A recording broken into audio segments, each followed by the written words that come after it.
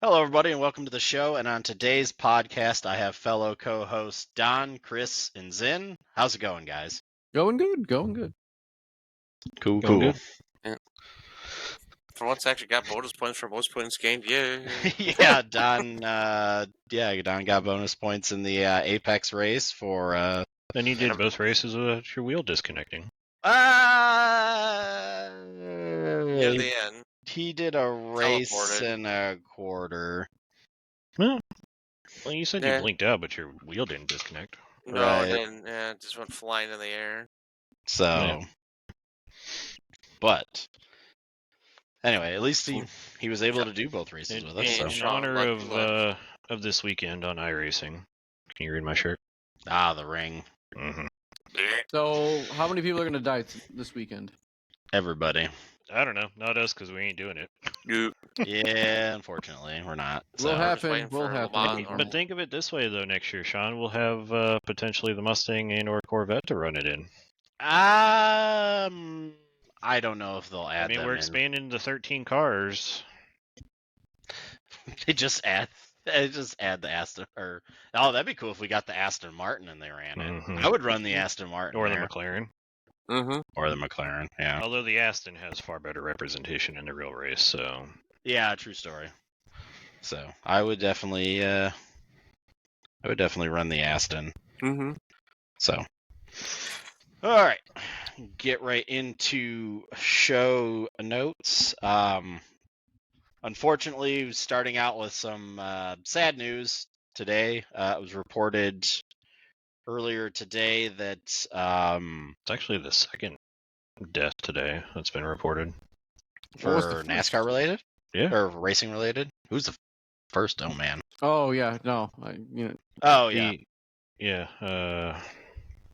What's her name?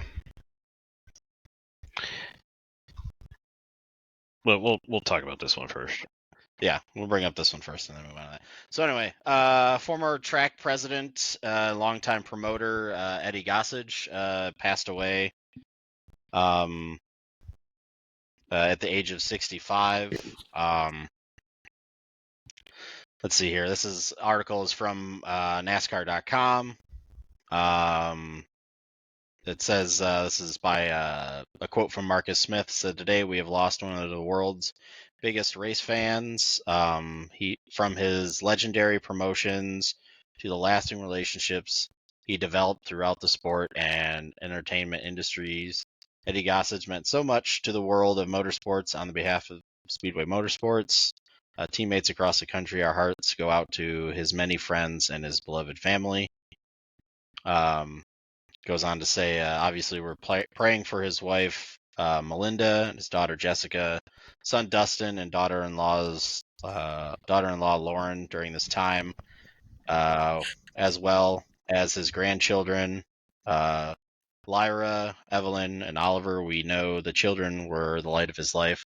So it's kind of a quick... Eddie's career spanned 32 years promoting major events at Charlotte Motor Speedway, and supporting my father Bruton with an iconic showplace that is Texas Motor Speedway. Smith added, his impact on our sport will be felt for many years to come. We repeat one of Eddie's favorite sayings: if we don't make a big deal out of it, nobody else will. He lived that mantra every day at work and developing creative publicity stunts, pre-race shows, and over-the-top entertainment. Eddie Gossage passing comes on the eve of the 40th NASCAR All-Star race coming up this weekend. One of the first major races he ever promoted back in '92, known then as the Winston and marked as one hot night in the event held at Charlotte Motor Speedway. Was the first ever NASCAR night race at the iconic speedway as well. Yeah, it's a funny story. When he was doing the promotion for that, he made the mark to I forget who to flip the switch to turn the lights on at the speedway, and it didn't work. And sparks shot everywhere and caught his hair on fire. So, Oops. yeah. Let's see here. His success at His success at CMS, alongside Speedway Motorsports chairman and founder Bruton Smith and general manager Humphrey Wheeler, paved the way for Gossage to chart his own path at Texas Motor Speedway when the track was built in '96. Gossage was named the first general manager for 25 years until his retirement in 2021. Gossage hosted major sports events, entertainments, established Texas Motor Speedway not only as the Great American Speedway, but an iconic venue that welcomes sports fans and entertainment seekers around the world. Gossage excelled in a state where everything is bigger, and his personality and promotional flair were popular from the campgrounds to the suite level. As passionate as he was about big events, Gossage also had tremendous heart for children and fundraising efforts at Texas Motor Speedway, chapter of children's charities. Gossage was a trailblazer promoter, innovator at the time when attracting attention was critical. As Speedway Motorsports expanded NASCAR into the Lone Star State, Texas Motor Speedway's current executive vice president and general manager, Mark Faber. Each day I come to work, I see the impact that he had throughout our property. Eddie laid the foundation and success to build upon generations to come and made Texas Motor Speedway a showplace of which Texans can always be proud of. And then says on here that funeral maintenance will be made at a later date. So, yeah, one of the few, I guess it doesn't really get brought up a whole lot in motorsports. The actual like promoters and track presidents and stuff like that are kind of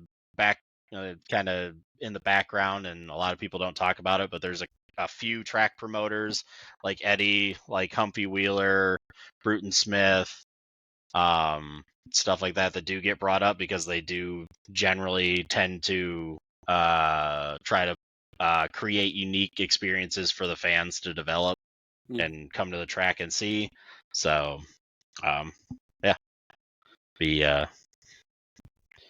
be a sad thing for he won't be around anymore. Yeah. Yeah, Gossage is one of those that he's polarizing because he was so good at what he did.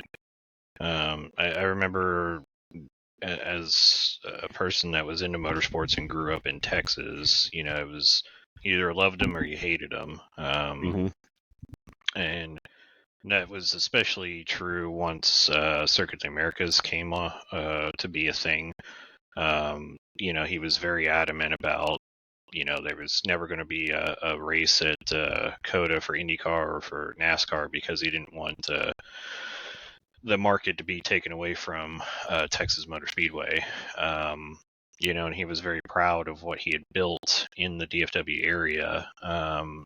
Even just last month, he was tweeting out about how, everybody across the country, focuses on LA and New York, and Chicago as kind of the big markets, and they keep overlooking the Dallas market, and from a racing perspective, it's as big of a market as it is because of what Eddie did in his time. So, you have to respect him for what he did. Whether you liked him or not is irrelevant, but you have to respect that the man had a craft, and he, refined it over the years and had a flair for the ostentatious, we'll call it. I think we were talking before we jumped on the podcast, but he was the one that, brought the idea of the 6-shooters for the trophies for the Texas race and the big cowboy hats, and, everything was big. He was the one that had Big Hoss, the big TV screen that's on the backstretch at Texas Motor Speedway. And, the facilities at Texas are fantastic. And again, that's because of what Eddie built and, what he instilled in the management even after he stepped down from running what he did. So, yep. Salute to you, sir. And then, like we said, kind of another person that played a huge role in the background of motorsports that never hardly ever gets talked about. At least at Daytona, anyway. Yeah. Juanita Lightning Epton. I believe that's how you pronounce her. Her last name, or she's referred to as Lightning. She's a longtime ticket seller at Daytona. She was there for the very first Daytona 500.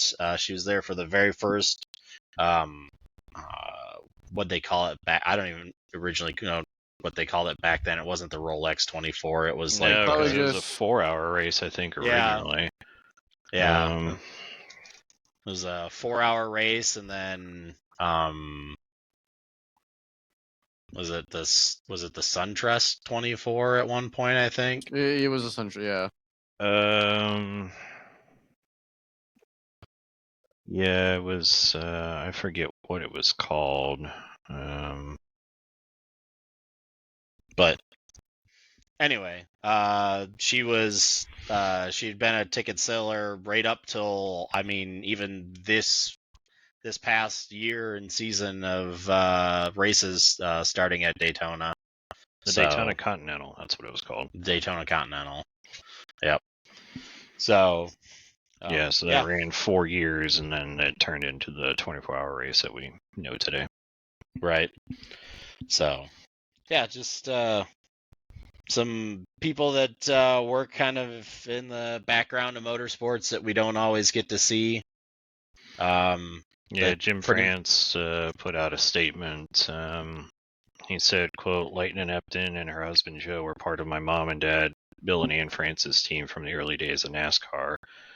They were scoring races, selling tickets, and did every other job that needed to be done. The Eptons worked from the Carolinas, coming to Daytona Beach to help with the races on the beach, and then ultimately they moved to Florida for the opening of the Daytona International Speedway. She worked alongside our family from the very first Daytona 500 through this year's 66th running of the race, bringing an incredible passion for the track to the ticket office every day. Lightning was beloved by our staff, fans, and drivers alike. Our family will miss Lightning tremendously, and our thoughts are with her and her with her family and friends as we celebrate her life. And it was really cool too, because Fox, the broadcast, did a special on her, kind of during the pre-race show. So people like myself that had no clue about her history, got to learn a little bit. So, kind of poetic timing, if you will. That NASCAR fan base that didn't know got introduced to her, and they can all respect what she brought to Daytona International Speedway, to NASCAR, to the 500, to the Rolex 24, to racing in general in Florida, and can pay their respects accordingly.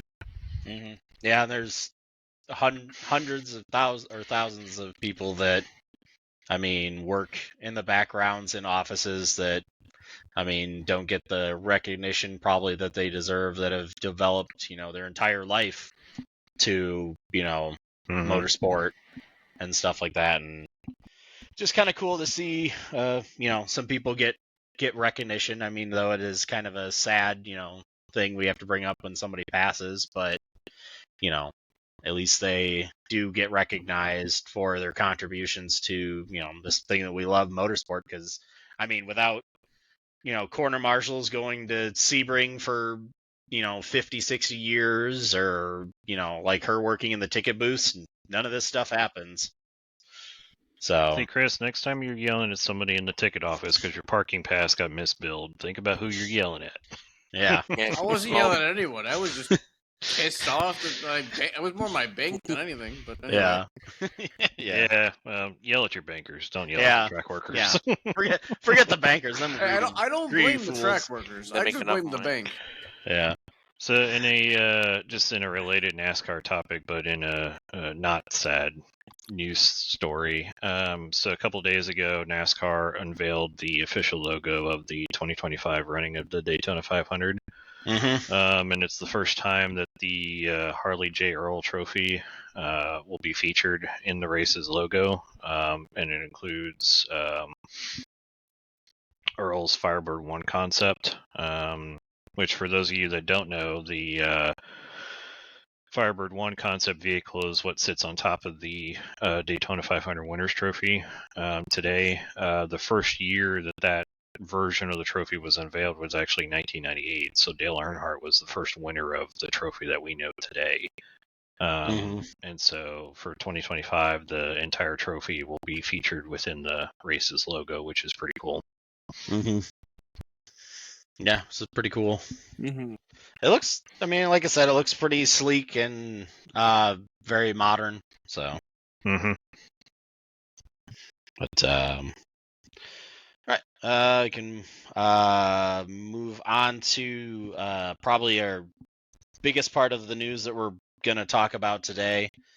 The dev notes for iRacing came out. Was that yesterday? They came out. Yes. Yes. Yeah. Yeah, it came out on Wednesday. So yeah, the dev notes came out, and get them to pull it up here. Do. I've got them pulled up. All right. Yeah, I got them all pulled up. All right. So let's see here. If I can get to, oh, that's weird. It sent me to the wrong spot. Well, while you're pulling that up, Sean, I'll talk through at least the first recap before we get into the new content that's coming. But Okay. Yeah, so they kind of start off talking about the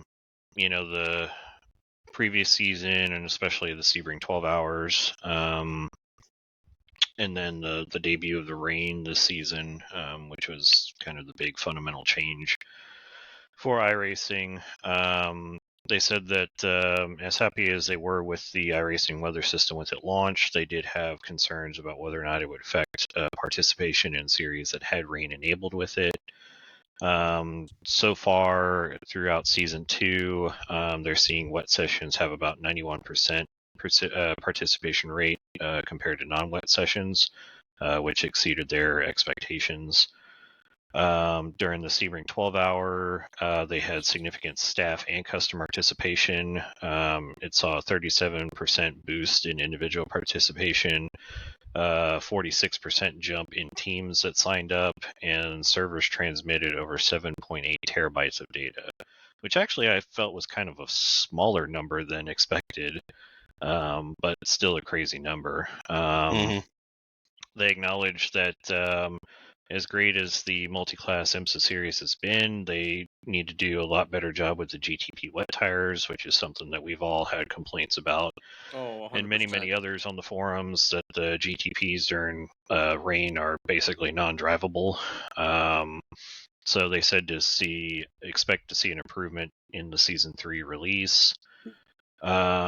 They say lockups should be a little easier to clear in Season 3. I'm guessing they mean time penalties from going off track or cutting the track.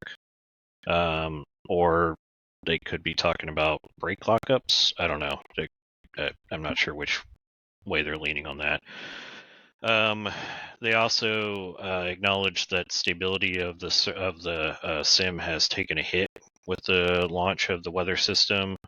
They've been seeing upticks in video driver related and particle engine related sim crashes. For those of you that have listened on previous episodes, especially with the 20 series NVIDIA graphics cards, they acknowledge that there's issues with the rain and the game crashing to desktop. Although when you read Reddit and forum posts and stuff, it seems to plague all graphics cards 20, 30, and 40 series. So it's I guess concentrated with 20 series, but it's not unique to those cards only.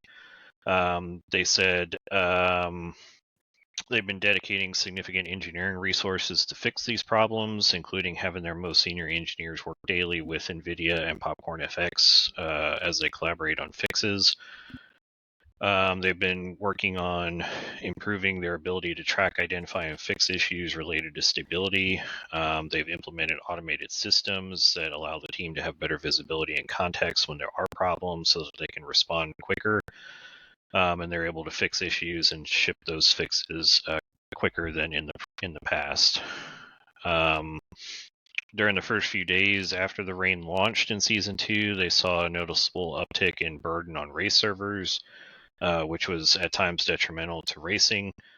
The ops team kept things running long enough for the engineering team to identify optimizations at the architectural level that were implemented to greatly improve the server handling of rain races.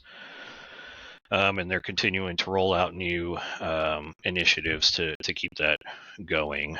And then they also addressed kind of the gaming industry as a whole. For those of you that are in the know or read gaming-related news sites, you'll see that there's been a rash of studios closing, laying off people, mergers, and subsequent layoffs from that. And iRacing wanted to put out a statement saying that they're in an extremely strong position right now.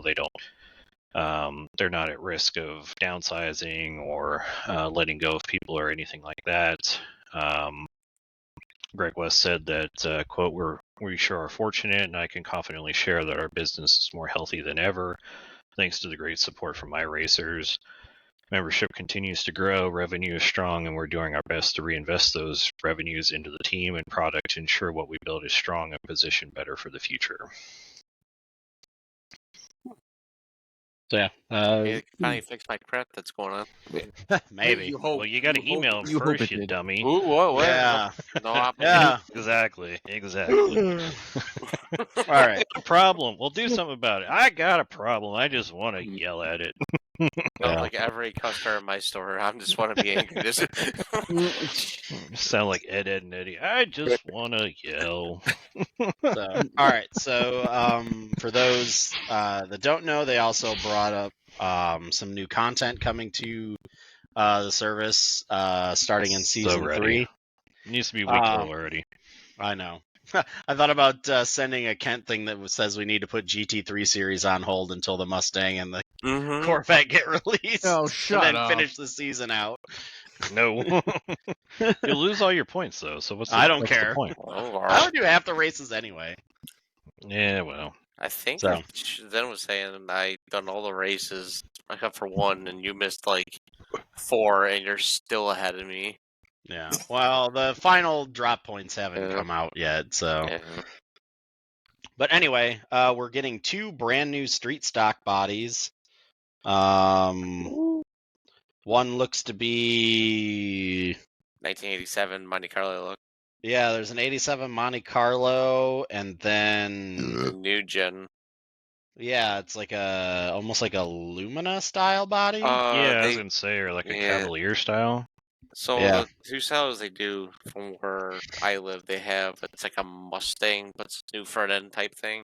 So you got the newer car, and then you have the older car, which is the old Monte Carlo looking thing. So those 2 Right. actually race in the same series. Yeah, and then we'll still have the Camaro body style too. So essentially, we'll have three different body styles to choose from. Another big announcement. Obviously, the Mustang and the Corvette are coming to GT3 competition, as along with the increase from 12 to 13 cars now, unique cars allowed on the service. So that's going to be a game changer for some of our endurance races. I can already feel my and wallet stuff. burning. Yeah. I still got to buy content from season 2, so my wallet check. definitely gonna be Wallet burning. check. How's everyone's wallet? Wallet check. Yeah. Getting It's hiding from me at the moment. Yeah. They also announced some new tracks that are coming. Circuit de Navarra. That's another track in Spain. The big thing about it is it's going to be free base content edition. Yeah. So yeah, it's free. It's known for British Superbikes, F4 Spanish Championship, and the 24-hour series runs there. That one's going to be free. The Sachsenring is coming. Also, it's features a race going all the way back to 1927. nearly 100-year-old racetrack in Germany. Obviously has a lot of history behind it. For most of its life, the circuit was incorporated into a nearby village and surrounding country roads. This modern circuit was built for racing, as reopened in the 1990s, and then reconfigured a few years into its current form, which is a home for F1 to motorcycles to DTM. They even mentioned sidecar racing in here. Which if you've ever watched sidecar racing, that stuff is wild. Never want to be The the people who sidecar are the person. ballast have fucking balls. Mm-hmm. All I could think of was like if she has something like road rash, have that person on the side start bashing somebody next. Apparently, this track was originally scanned back in 2016. So it'll They be just never got around to releasing it. Yeah, they've been slowly building it. It's been kind of on the back burner with trying to get other tracks and stuff done. I know a track near and dear to Don's heart, Oswego Speedway, will be coming. It'd be cool on the Sachsen ring if we got the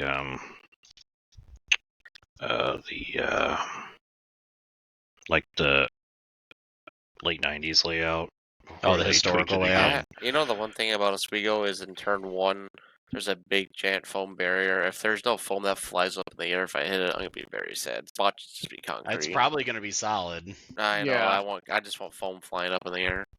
So yeah, both a dirt variant and the asphalt variant will be coming to the service. Dirt is fantastic. Yeah, it's a long-time racing track in upstate New York.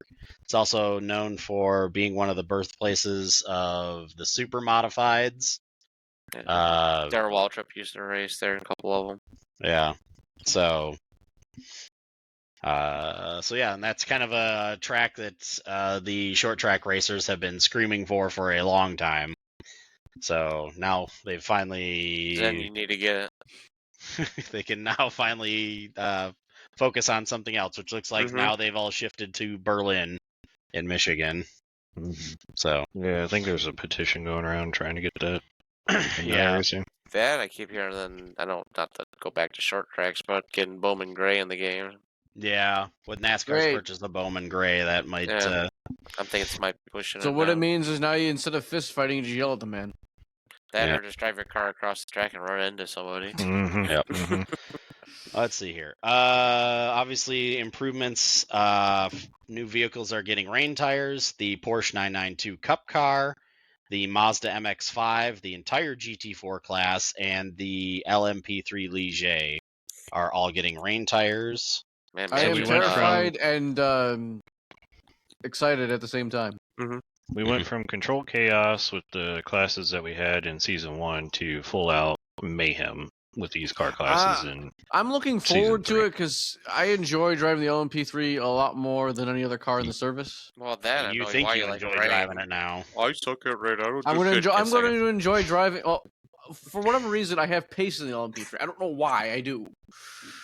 Yeah, the MX-5 Cup car in rain is going to be bonkers. And the Porsche Cup car that has no sensation of front grip as it is.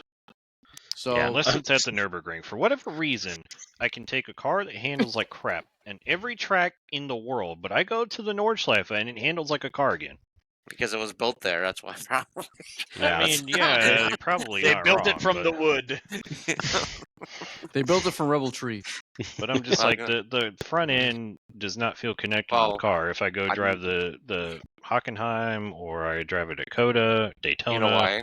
Sebring. Using what Mayo, he says, if you build a car just for that track, it sucks. No. Except it doesn't in real life. Yeah. So. All right. Some more updates coming to cars. The NASCAR Craftsman Truck Series trucks are getting a complete rework in computational fluid dynamics. So basically, with the latest update on the body designs, they're getting a complete aero overhaul. That includes also adjustments to accurate cornering speeds and straight end speeds, along with all brand new suspension geometry for the trucks to more simulate their real life counterparts. So, which is pretty cool. I just Um, wish they would do something with the Gen 6 cars. I really wish that was carved up. right. I feel kind of bad they just left that there. Nah, they leave there. So standing start, that's another little blip on here. It says standing starts can be tricky in the real world. Many race series have competitors drive around the circuit for what is known as a formation lap before setting on the grid. This provides an opportunity to push heat into the tires and brakes in the conditions for the race start. While it might be enjoyable for many to engage in such pre-race procedures, we choose not to do this in iRacing. The upside is you can get right in and race. The downside is it creates compromises with the car. Race starts, the team is working on a project that will improve your car with a set of pre-conditioned tires and brakes to launch off the start with a grid. This while I have this in the Season 3 part of the update, there is a chance that it could be pushed back to future updates. There's also update for clutch variability. In the real world, no two clutches are alike, regardless of whether they are manufactured the exact same machines and installed by the same engineers. There are physical variables where and untold other variables in the mix. We are working on our clutch system to better simulate reality rather than the mechanical perfection that is currently available today. So for those of you wanting some mechanical faults in vehicles, you psychopaths, Sounds like you still won't have it. You just won't have necessarily the same amount of grip out of your clutch as the guy next to you. Yeah. I just was thinking tonight, too bad I didn't have the update for GT4 yet. Imagine Bathurst in rain. We'd all been dead. What? That would have been fantastic. Bathurst in the rain with GT4s, we'd all been dead. I mean, Bathurst in the rain with GT3s was last week's official series. Ooh. Yeah. That is always the terrifying. Let's see. They also talked about the UI and web updates. Let's see here. Obviously, continuing to prove on the UI. All single-player areas of the UI is beginning to recognize to enhanced usability. This is just an initial step on what will be a significant overhaul for our AI offering, and I'll touch some more on that in future sections of this update. The long-term weighted driver stats feature will debut, and it's awesome. The developers really nailed the implementation and functionality and performance, and have had significantly versus the legacy website version. Lap charts, lap graphs are being added to results. The teams use some really cool tech to make this happen, and we're really happy with the finished project. Obviously, they're taking more steps to completely phase out the iRacing.com site as far as anything other than just initially setting up your accounts and downloading the UI. So more abilities that you initially had on there. You're going to be losing even more of those for you criers. So Well, The UI is great. If you don't understand it, it's because you haven't tried it. I mean, when they initially did Season 2 of the UI, it had some wonky things. They've pretty much kind of fixed those now. A lot of it's been ironed out. So. Yeah. There's massive overhauls and improvements to rendering and graphics. Obviously, they're continuing to push forward with support for the triple displays, curved displays, and VR and motion platforms. They will also get the graphics and rendering engines will get major updates for those systems. Obviously, massive work. They're working with third-party. They thought about working with third-party engines to offer other developers a head start and possibly implementing it into the iRacing feature, although they've decided to not so much focus on using third-party systems, and will instead start to build themselves their own in-house graphics engine, which will be implemented obviously further down the road, because you can't exactly build a new graphics engine overnight. So as much people like to try to do that. What do you think Call of Duty's been using the same engine for cameras? Yeah, they've beat that horse to complete zombies. That and iRacing. They've beat that horse to the point where their fan base is now grilling them for fucking latency. And that, or what was it? iRacing using NR 2003 stuff. Yeah. So yeah. So that's eventually someday down the road we will get a complete new graphics and physics engine. And we will still have all the people on the UI crying. So let's see. Obviously there's a whole section in here on web design. And let's see here. However, the aspects of the iRacing is incredible. AI and the whole department built around supporting and improving continuously. However, aspects of the AI functionality can be tricky to access in the UI. He acknowledges that they need to do better. To begin, we are working on our AI season technology. This first requires really getting into the guts of how the seasons are created, providing a way implementing access from that will deliver ease of access to pre-built packages that will provide different experiences to iRacers. For example, special events with solely AI only. Prepare for obviously other upcoming events to enjoy similar experience at your own pace.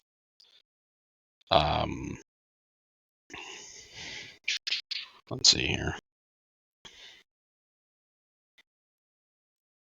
Just kind of skimming through. A lot of this stuff is stuff that'll eventually be rolled out into the future.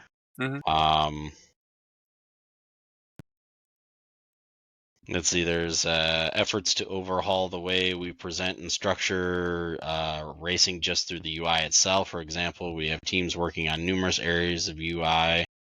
The way to find and interact with our racing series, you can do a lot better through both aspects, and are working through better ways to get you to your race quickly and efficiently, but also ways to interact with these series in more tangible ways.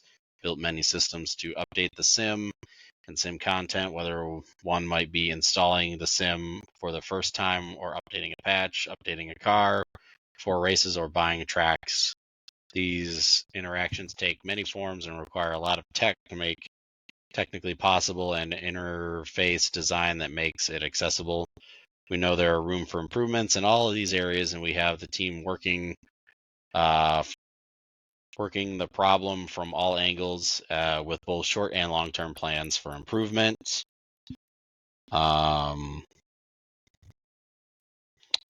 Let's see here. They're didn't really give much, but they just said that they're continuing to work on a career mode for the game.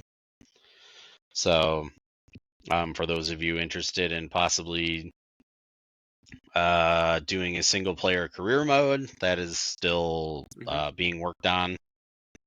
Be cool to see once they're finally done. I just wonder how they're going to implement it, considering it's technically a paid service. I mean, you buy the cars, you buy the tracks, you just race against AI in your own little in-game career mode. It's not any different than some of the other racing games that have a career. They're not going to do anything where like they have like a career mode safety rating or career mode I rating or something like that? At least at this point, no.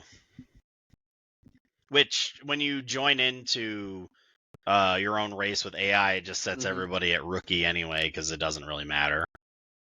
I mean, yeah, but there are those people who want to have like things that matter. So. I guess. I mean, they could implement a career mode safety rating and IR rating for those that want to brag on a leaderboard or something. Right. But I don't know.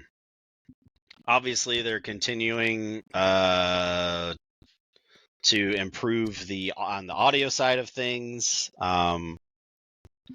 They're focused on a re-architecting the core audio tech we use. This re-architect will provide a framework for modern features and will ultimately transform our audio capabilities. This progress is slowed briefly to support rain, but that was merely a pit stop, and the team is now full steam ahead on brand new audio tech. So for those audiophiles out there who love all your ambient sounds and stuff, they're working on improving the sound, which I do have to say on some of the newer cars, they've definitely done a fairly decent job on the sounds of the cars. So Yeah. And the sound of rain does sound pretty good. So I guess, because I did watch the video that's on the update, I guess they did like 18 different sounds, just from the bodies of the cars to the tarps on the on the pit lane. So is that why when I hit the wall just right, it sounds like I would actually hit my so hard? Yeah. Well, I mean, Don, first off, you shouldn't be going towards the wall, but yes. The walls are fun to hit. Have to make it my bitch. Yep. And then obviously I mean, it's, people like to rant and rave about ACC, but the sounds in ACC are not done well. I And mean, I just will look fight anybody in the comments about that from several just look at the perspectives. backlash they're getting now on the Mustang. To the point where they had to make a patch to fucking change it. Yeah, and even then, it sounds slightly more tinny. Yeah, like the mic that they used, or if they even used a mic on it, like is getting some sort of like weird reverb, I think, a little bit. Honestly, I don't think they really used anything if they're using the Jaguar profile. I think they're waiting for iRacing to take that file or something. I don't know. Or they have the actual file, they just can't use it yet. I don't know. I don't know what's going on with that, but I don't know. I think the Mustang seems like a secondary thing to roll out because they're kind of more focusing on AC2. So, but I mean, I was just surprised to see the car get added. Period. I know that kind of came out of nowhere. Yeah. But yet no Corvette. No Corvette. Anyway, That's okay. iRacing. The Superior Sim is going to have it in 3 weeks anyway. I would laugh if next week Automobilista 2 just drops the Mustang and the Corvette. Because that would be something that Automobilista 2 would do. Just, here's these cars. I mean, at least I've if got the a sound is on the surprise drop of a different game that we'll talk about after the development update. I mean, at least if that happens, you can say they're not known for their sound, so. Yeah, I mean, but anyway, so the engineering team is constantly working to improve force feedback on different feels and experiences throughout the game. Obviously through torque, smoother or quicker and stiffer and more stable shifting and overall geometry of the car. Yeah, from what I understand, reading like SimiCube developer comments and Asetek as well is so SimiCube launched the 360 hertz filter. I guess about a month ago now. Yeah. Asetek supposedly working on incorporating it, and yes, other sims have been running at 360 hertz and higher for a longer time, but iRacing does it differently, and supposedly the next step on the iRacing side of things is to incorporate force feedback that's coming from the actual steering rack itself, which is kind of a full rework of certain sections of the force feedback engine to provide when you're steering the wheel on your direct drive, it'll feel you'll feel the same as you would feel through the rack of the car. So that'll be interesting to feel. Puck kickers are now soon to be required. I mean, nah, it's just you're just going to get more fidelity through your wheel than you did in the past. Mm-hmm. Yeah, and if it's something that iRacing implements at the code level in the game, that all wheelbases should be able to take advantage of it. You shouldn't need this software side, like SimiKey rolled out. Yeah, or the IR force feedback type programming and better, stuff. better IR or whatever it's called. Yeah. Better FFB. The IRFFB, yeah. Yeah. All right, so some other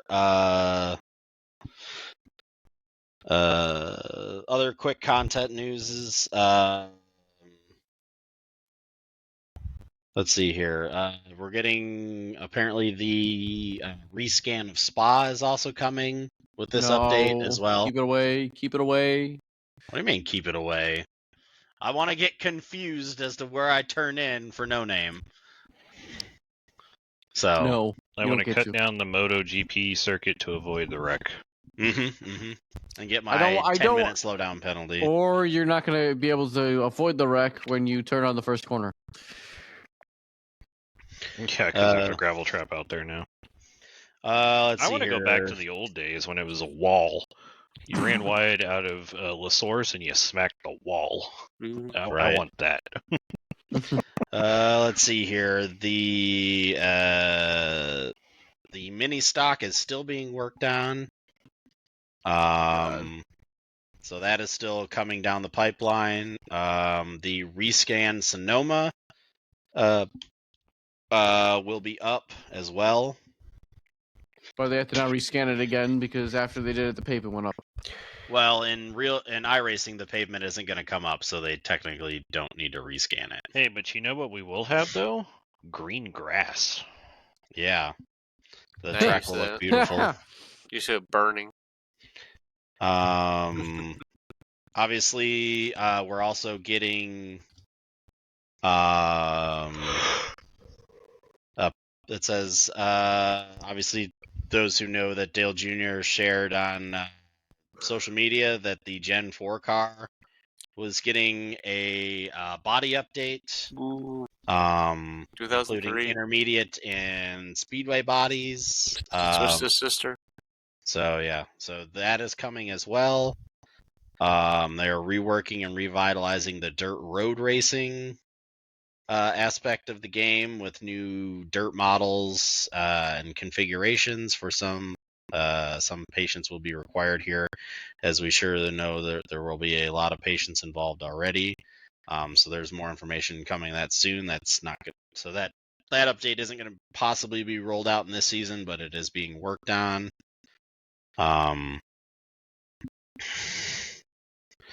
Let's see here. Again, they talk about more cool things coming to coming for Australian users soon. So speculation is the Gen 3 cars are on their way. And more tracks. I think possibly that new track that they just opened up in New Zealand, I think. And still supposed to get what is it, Pukekohe? That was scanned before it got torn down. Yep. So yeah. It says, and then in here it says, regarding the shocking vehicle that I teased last time, many thought that my use of the word shocking was intentional pun and a hint. I am not that creative, and I coincidentally, accidentally, now that I think about it, we have multiple vehicles related to that project that will propel iRacing to areas not yet explored. Wait, was that a pun? It's not Formula E, but it probably is. We're gonna have iRacing rally. Oh, the Nitro Cross cars? That'd be kind of cool. Yeah, people were saying that would be cool to have the Nitro Cross because Dirt Road hasn't had a lot of attention since Bark River game. And then there's some other things that go into, obviously, their annual discount programs that come out during Black Friday and stuff like that. Those will continue to roll out as usual, and the credit programs will stay the same for all that stuff. So none of that stuff is really changing. There is a slight additional. We'll be implementing a 1 new time discount that will benefit all new customers, as well as existing customers who have yet to make a purchase. Your first purchase up to two pieces of content will be discounted at 10%. If you qualify for a greater discount, that is what you will receive, and the discounts do not stack. Yay! I want all the So discounts. although for us who are pretty much no lifer club, we won't see anything different other than our 40% discount. Oh, what percent discount? A 40%. Oh yeah. Well, if you own everything. If you own everything, it's 60%. Oh shit. Okay. That is the no life of no life club. Mm-hmm. You That's are your king no platinum card. life. Ah, Or Which queen. I am pretty close to. Sean, where's your platinum card? Dude, they have stock. The only thing I don't own are the Toyotas and the Fords on the driving or on the car side, and then there's like 2 tracks that I don't own. Oh god. Wait, So, is this picture of Sonoma that they shared an in-game picture, or is that a picture that they took on a drone? I think that's the in-game picture. Because that is really freaking clear. But it's throwing me off too because it's so damn green. It is green at this time of the year then. By the time And I wish NASCAR would run early in the year there. because by the Right. time they get there, it's like a dried up desert. Yeah. Right. That actually might be a real photo. I know, it was hard to tell. I was like, it looks real, but out in the horizon, it looks like iRacing horizon, but... The only way we're gonna find out is if we zoom into those fucking cars, and I can't tell. Yeah. I mean, no, We'll assume that it's a there's real too many picture, but- variations in vehicles to be iRacing. Yeah. Well, we'll assume that this means that they scanned it when everything Meanwhile, was lush Sean and is like green, just so- like zooming in on his pixel. Like, I'm excited to have a green Sonoma because it'll be VIR of the West. Mm-hmm. Great, so I'm gonna crash. I mean, you crash everywhere anyway, so... Oof. Welcome to the club. Well, when it's actually some track that I don't know, it's terrible. But All right. I'll just So crash yeah, everywhere that's anyway. the May 2024 dev notes. Oh no. And immediately, one of the first questions that was asked in the comments of the dev notes thing is, with the announcement of Oswego, can we please get the super modifieds? I mean, they're not wrong. That's So. what they're famous for there. You said you had some other. I do indeed. All right. So this will obviously not be pertinent to a lot of our listeners because Rensport is still stingy on their beta access keys, but update 1.8.5 went live either yesterday or today, and they added a heap of new content.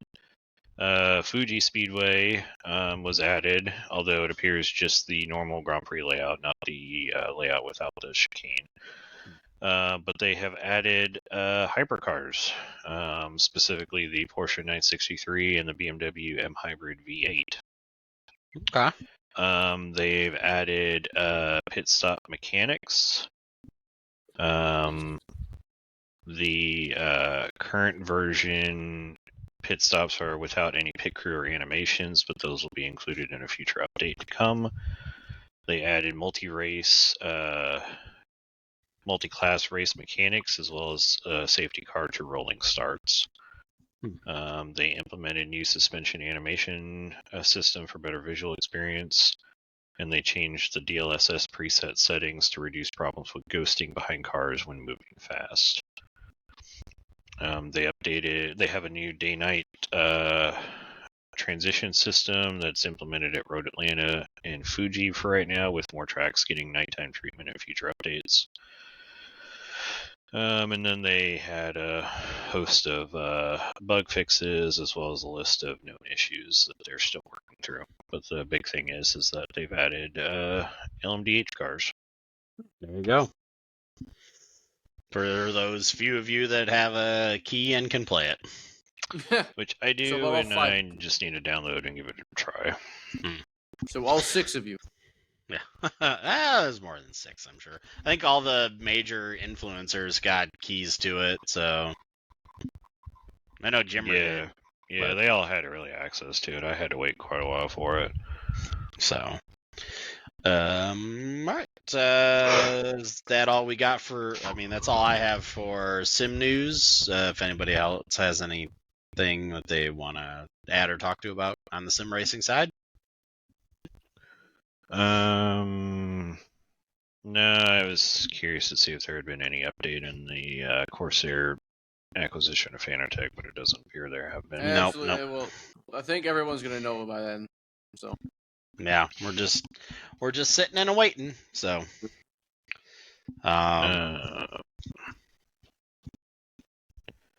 Yeah, and I haven't seen.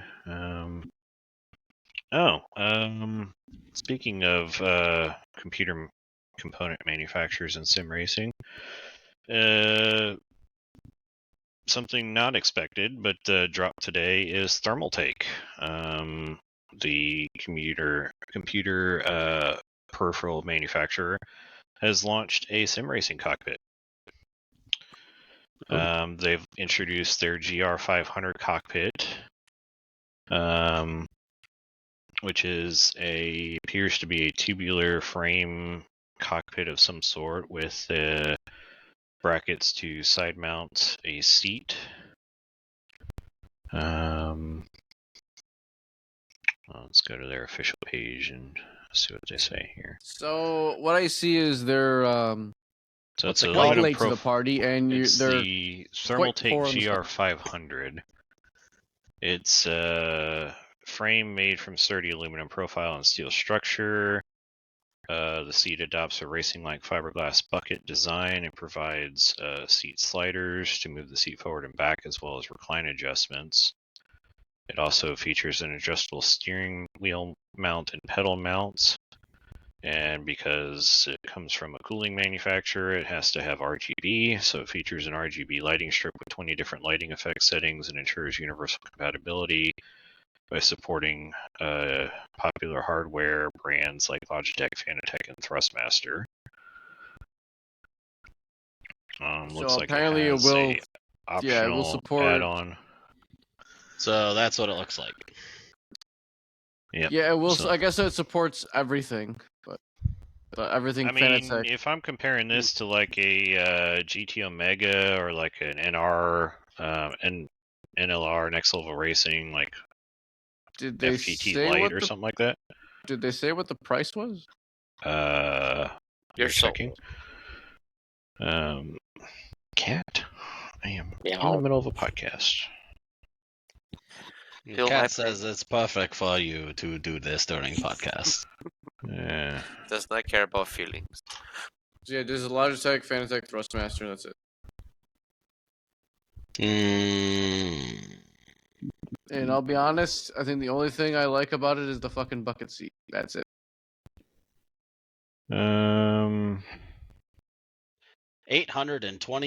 $829.99 USD.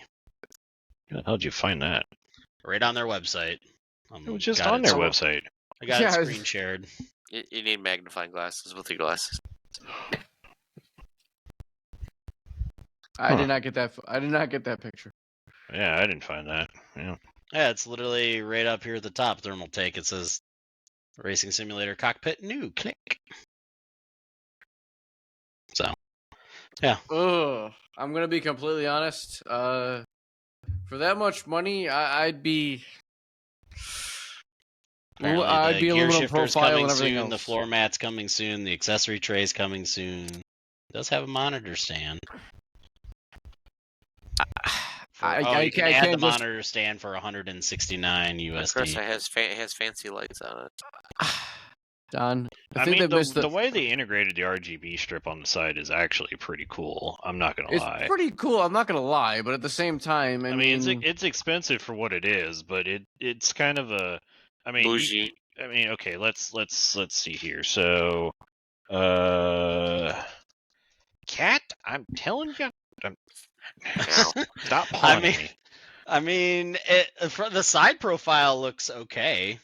Yeah, so you can buy a Advanced Sim Racing, their ASR 4, which is aluminum profile, fully adjustable, fully customizable for we'll just do standard wheel deck. We'll do the standard plate. for $800. Yeah. And that will handle any direct drive base on the market and has infinite adjustability to it. So, yeah, I mean it's sort of a hybrid because like the base of it looks like it's like that aluminum profile. You just don't have the slots on it to mount stuff to. They've had it fully flushed out, and they put the RGB strip in there, which, like I said, that is really cool. And especially if you can hook it up with like lighting effects for, spotter calls or, white flag or yellow flag or something like that. It has some sort of sim hub integration. Or if you can enable it, because like iRacing natively has the Logitech lighting control, which you just go in and check it, and it will flash any Logitech lights. It flashes my computer case, which is Razer branded. It's Lee & Lee, but it's partnered with Razer. I have it not connected whatsoever, but somehow it does the LED or the RGB lights as revs and flags. Yeah, same which is thing really with cool. my Corsair keyboard. Yeah. It's green right now because I have it set default, but it will flash red or blue or yellow or white when the flags pop up. So. Yeah. So if it has anything like that, I mean, you obviously won't see it when you're sitting in the cockpit, but if you're a streamer and you can show it on camera, it'd be a pretty cool thing. It's a little pricey. I'd say it's probably about $200 too much, if I'm honest, but it's a hell of a first introduction. Yeah. I mean, if you're going to be late to the game, show up fashionably late, and that's what Thermaltake did, in my opinion. I'm impressed by it. Yeah. Okay, so I'm on Micro Center's website, and with the GT1 Evo. I mean, are there better, cheaper versions out on the market? Yeah. Yes. Not going to say that there isn't, but it's another option if you want to go down that road. So. Yeah, I guess apparently this was launched back or teased during CES back in January of this year, and we just had no not idea. Surprised. But it's officially launched now. So how much was it? You said $850. So that was $829. $829, and that's not with obviously because it's Thermaltake. You can obviously they can build you a PC that will fit the PC bracket on it. They can build you a custom gaming mouse that'll fit to it, a custom keyboard that'll fit to it. So, I mean, you can, like I said, if you have money and you say you want the whole kit and caboodle, including a gaming PC built with it, then there you go. Yeah, no, because. But I the just fact feel that like it comes with a bucket seat with what looks to be pretty decent side mount brackets, which I mean, if you get those too thin, your seat's going to be flimsy and flopping all over the place. Yeah. It's got seat sliders already. The wheel deck to me leaves a little bit to be desired, especially with the weight of direct drive bases. But if you've got a casual gaming room, you've got like a 65-inch TV hooked up to your PS5, and you want to throw this in front of it, that's a pretty decent setup, I mean, I guess and it's going to be way easier to assemble than a aluminum profile. That's for damn sure. Yeah, but at the same time, I guess someone like me who's been through like about 7 different iterations of their wheel deck, definitely not as viable. I mean, yeah, but you're on the more, I guess, I don't know, what do you call it, DIY hardcore? Side. Yeah, DIY side. Again, these are for somebody just starting out. I mean, this would be more than enough and set them up for a long time. Yeah. So, anyway, all right. That's anything else for sim racing news stuff, or move on to actual motorsport news now? I think that is because we got a lot to cover on the motorsport side too. Yeah. So apparently the only other thing is apparently Hori, HORI, which we'll remember as like a controller manufacturer from days gone by. I don't. They've announced that they're launching a new truck steering wheel. Oh boy. It's will work with Windows 10 or 11. Features a 400 millimeter or 40 centimeter diameter wheel, synthetic leather grip, 1800 degrees of rotation, dual motor force feedback. The wheel has 39 buttons and 2 analog levers, like turn signal stalks. It will, along with 2 column-mounted levers, with additional buttons and rotary inputs for max control. The gear shift control panel features 30 buttons and an ergonomic gear lever that includes 2 buttons and 2 lever switches for instant control.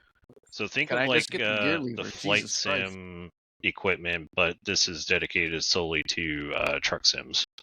Can I just Uh, get the gear shifter? Because I'm just looking at this, and it's got like 10,000 buttons on it alone. I know, it actually looks really cool. I don't know how to do the share. Hold on. I got it here.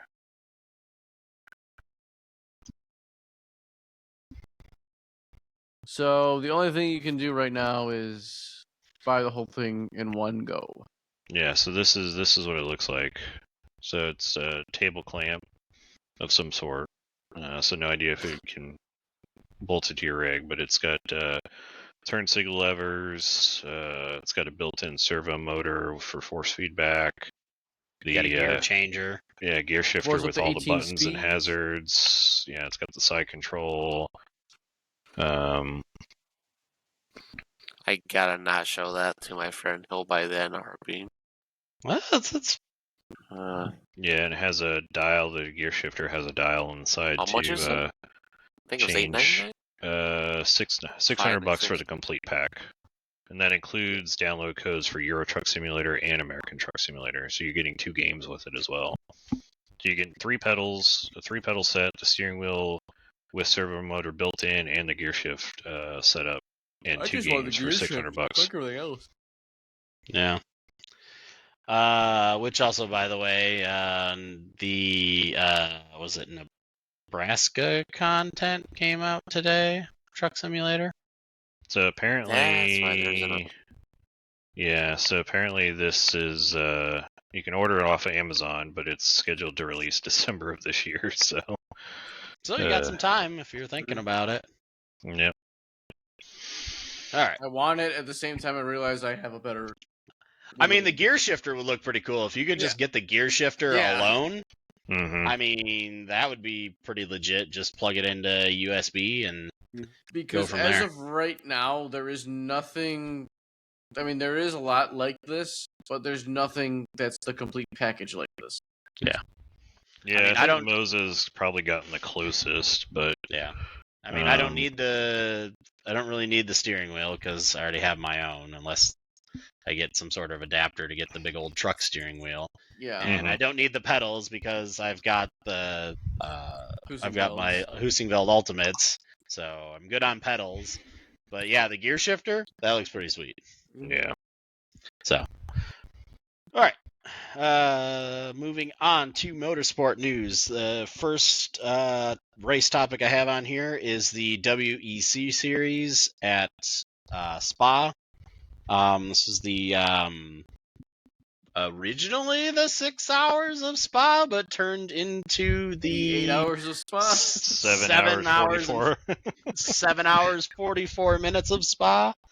So yeah, let's see. Just some go over the highlights here.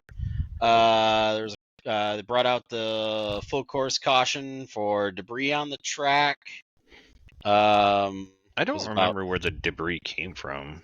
I think it was just contact. There's a lot of fender to fender contact going on. I think part of it was from the Fish would say Forte argy-bargy. Lamborghini. Yeah. I think the Forte Lamborghini got into it a little bit. Yeah. So yeah, that brought out a full course yellow. Then they went going for quite some time later. I think it was like an hour or two, and then another full course caution came out for more debris on track. I think there was a bumper piece. I think that was the Lamborghini one, was the bumper piece was on the track. And then let's see here. The number 20 BMW hypercar made contact with the 38 Jota Porsche, which ended up pushing it into the 46 BMW, which is the Valentino Rossi BMW, which brought out the safety car for quite a long time. BMW on BMW crime. Yeah, which had to bring out the safety car because the Armco had to be replaced. It was kind of cool seeing the race director was actually out there supervising with his headset on, talking to the race, the crew, and also giving updates too. So yeah, that was a lengthy caution. I think that was like roughly about a half hour worth of safety car running. And then let's see here. The 20 BMW also received a penalty for the contact. So more insult to injury for them. The Lamborghini hypercar ended up having suspension damage and suspension failure, which forced their retirement. Let's see. The number 5 Porsche ended up hitting the wall, which brought out a full course yellow. Yeah, it looked like it ran wide over the curb at the exit got a little Blanchimont. swirly. Yep. Got a little swirly. Yeah, he just found pancaked the wall. Then they went back racing, and then another full course yellow came out for debris. I guess they didn't get everything completely cleaned up from the Porsche and some other cars that were having contact, because the caution came out not too long after, actually. They had the Porsche incident cleaned up. And then obviously the highlight of the entire race, the number 2 Cadillac hit the 31 BMW trying to overtake the Porsche. 99 Proton. Porsche. Yeah, the 99 Proton, causing a massive crash, which the Cadillac almost went into a complete roll. Do a barrel roll. Yeah. Which initially everybody thought that the race was just going to end under red flag because of the massive amounts of damage to the barrier. Not only the concrete barrier on the side where the officials were at, but also massive damage to the Armco. And the catch fencing. Yeah, and the catch fencing all had to be repaired.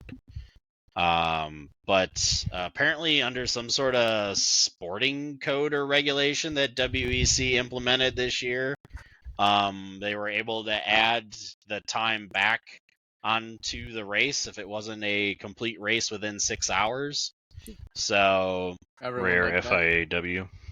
Yeah, it was the everyone liked this meme was full effect. I've never seen WEC gain so much support and the FIA get so many cheers online than I have in one moment. They seemingly wiped out all their negativity that had been going on about this being a caution-filled race and competence on welding and everything else. All just got wiped away when they said that they were putting time back on the clock. Although apparently Ferrari decided that they wanted to bitch and moan after the race, so Ferrari WEC slowly turning into Ferrari F1. Yeah. If this would have been Formula One, there would have been an absolute riot. Yeah. The teams would have been calling for FIA to be executed.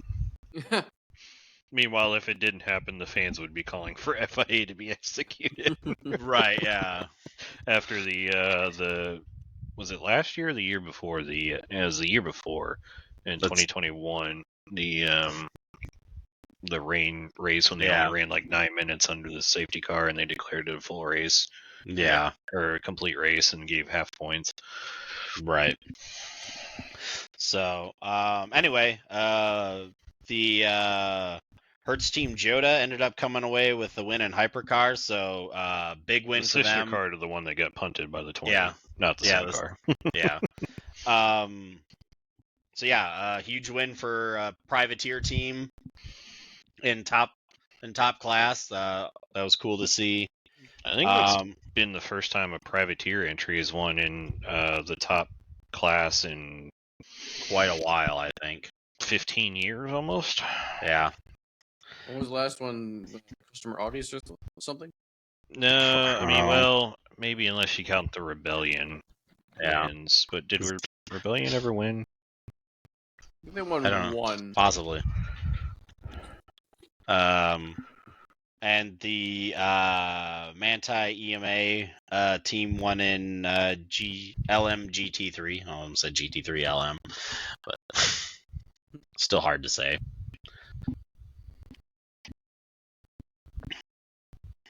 So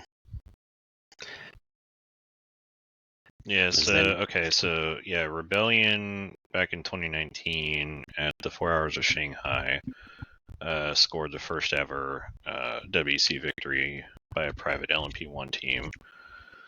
So, and then they won the Lone Star Le Mans race in 2020 at COTA. So I guess this was the first privateer victory in top class since 2020. Okay. So yeah, like I said, it's overall a pretty interesting race to watch. Like I said, obviously the big highlights were the Cadillac crashing, and then the officials putting the time back on the clock that probably really turned this race around to being as exciting as it was. So yeah, that car getting there was a wide-eye moment. I mean, yeah, any crash from Radeon or Rouge all the way up to the Kemmel Straight is not ever going to be a small crash. Mm-hmm. So it's always big and crazy. Yeah, which Bamber did get a 5 grid spot penalty for Le Mans, so wherever the Cadillac qualifies, there'll be 5 spots lower on the grid. Right. The best they can do is fit. Yep. All right. Like it will matter in a 24-hour race. You never know. I mean, as much contact has gone on at the beginning of these races, you just don't know.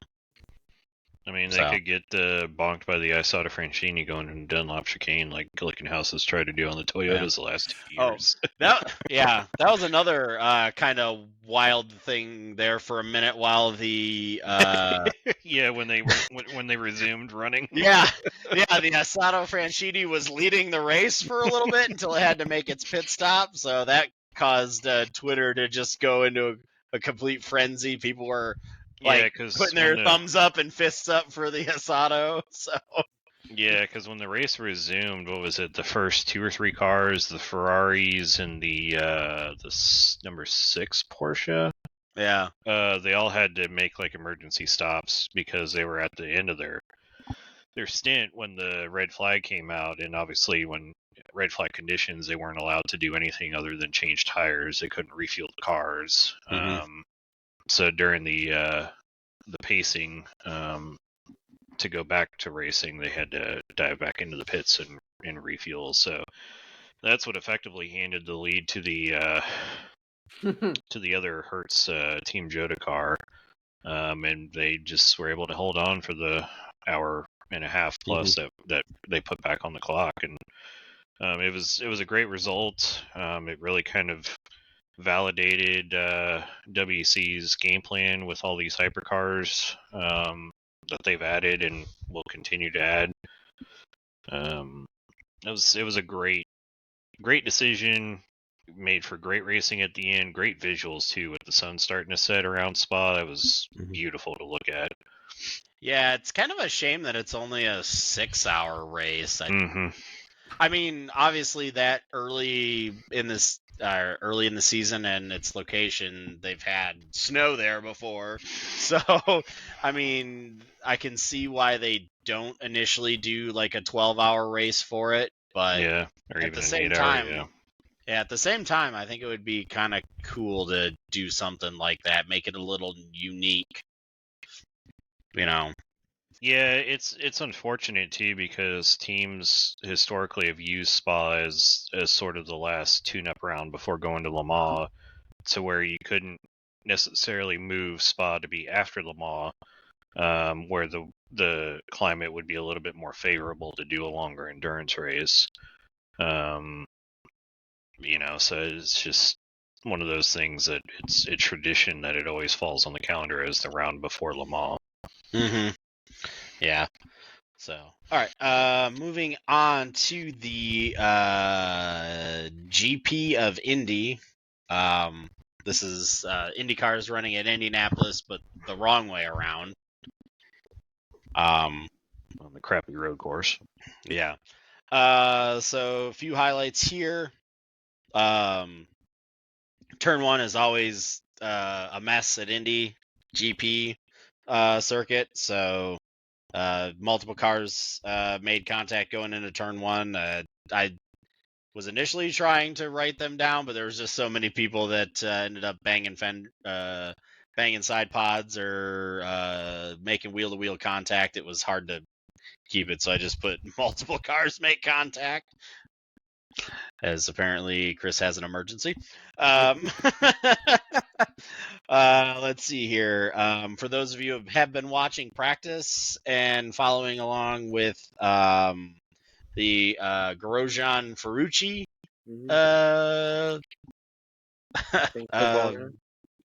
incidents, Ferrucci ended up forcing Grosjean off the track, which then actually more or less hindered Ferrucci as well, because he ended up getting passed by and that started in warm-ups. That supposedly some Ferrucci deemed that Grosjean did something to him in warm-ups, and so that was sort of retaliation back. Yeah.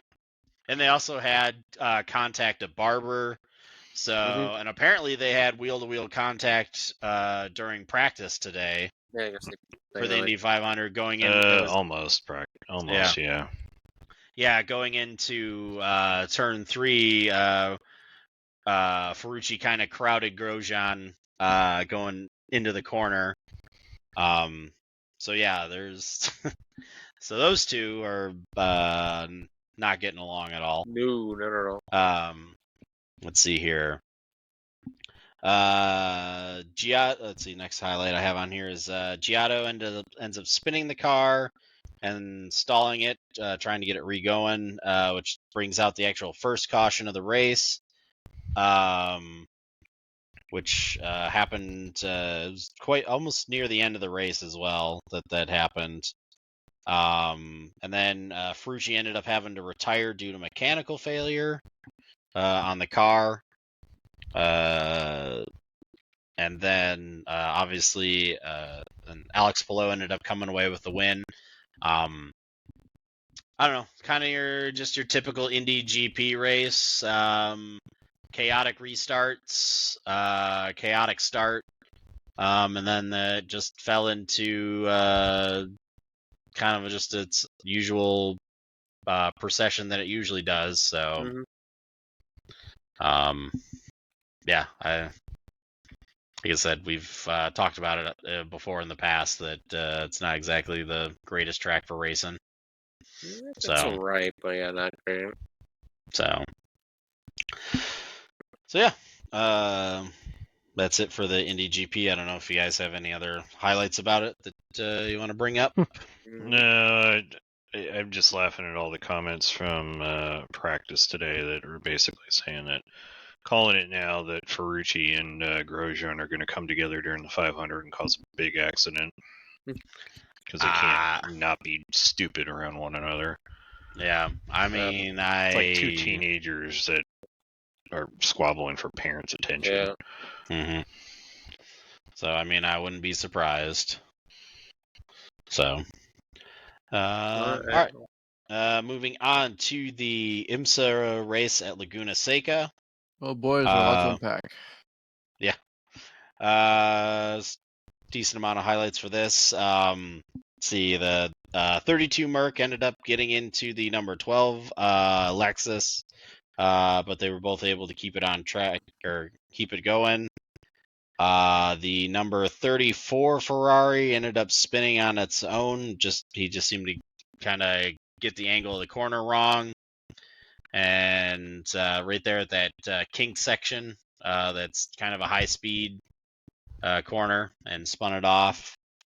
But he was able to get back going after dumping a ton of gravel onto the track. A little bit later, they ended up bringing out the caution for debris for looked like a rear panel of one of the prototypes had come off. And I think it was one of the Porsches ended up running it over. So, hello, cat. Yeah. So yeah, that brought out a caution.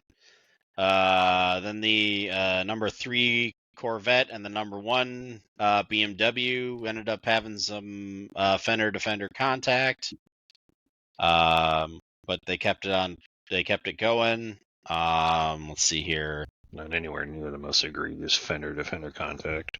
Nope. Let's see here. The number 11 Lexus made contact with the 27 Aston and the 65 Mustang. It was going down into turn 1 there, as at Andretti. The Andretti hairpin. Yep, Andretti hairpin.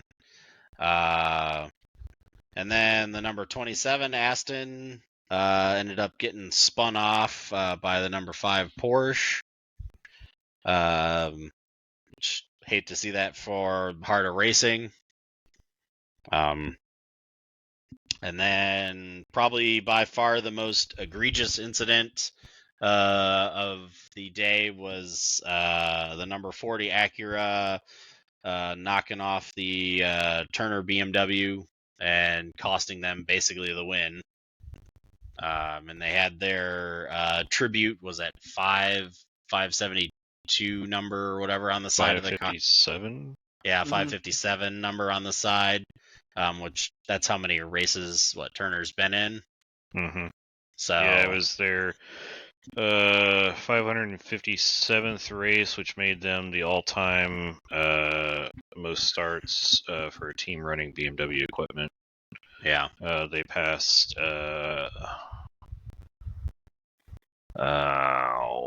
was it Snitzer Motorsports? Mm. Somebody that's no longer running. I'm thank you for trying to help. As Zin's doing fact checking with the cat.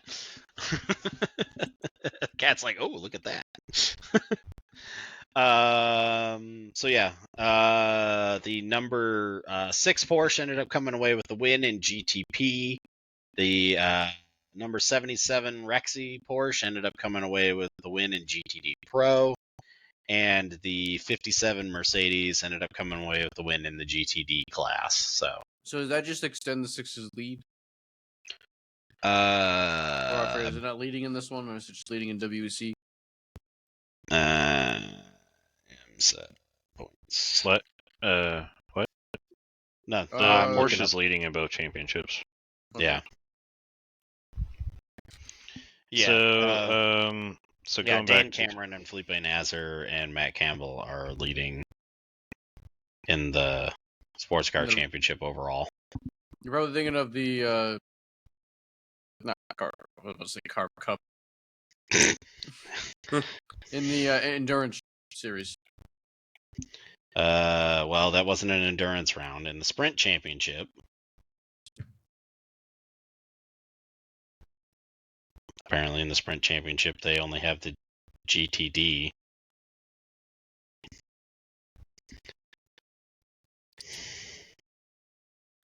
Very confused. Oh, there we go. I don't know why I did that. That was weird. Yeah, it was Schnitzer that Turner Motorsports passed. Okay. But yeah. So speaking of Turner, just some stats from their career associated with BMW. They've been exclusively racing BMW since 1998.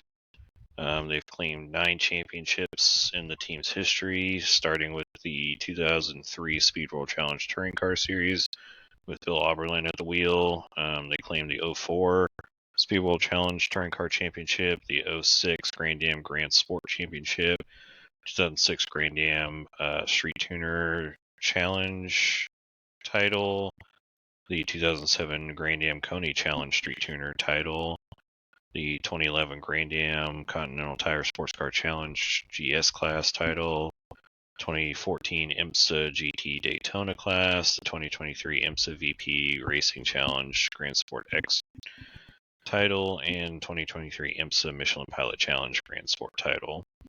They started racing with the E36 325i and 328i. They've run everything from the venerable E46 M3 to the E92 M3, the E63 M6, the Z4 GT3, the M235i, the M6 GT3, and the current slate of M4 GT4s and GT3 cars.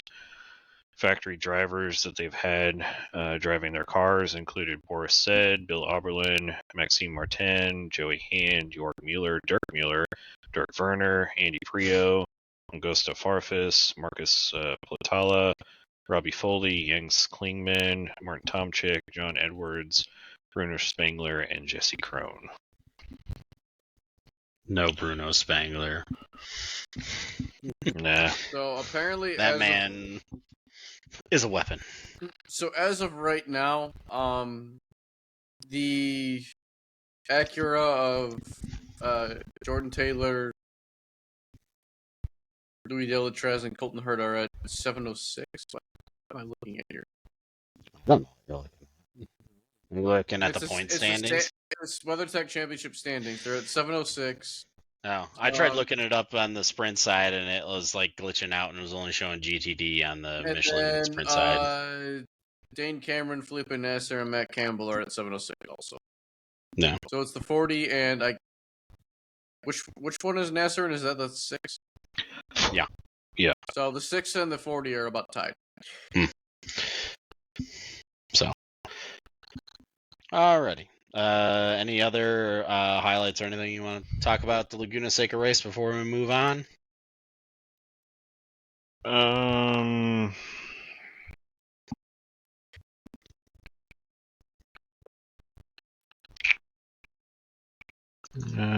I don't.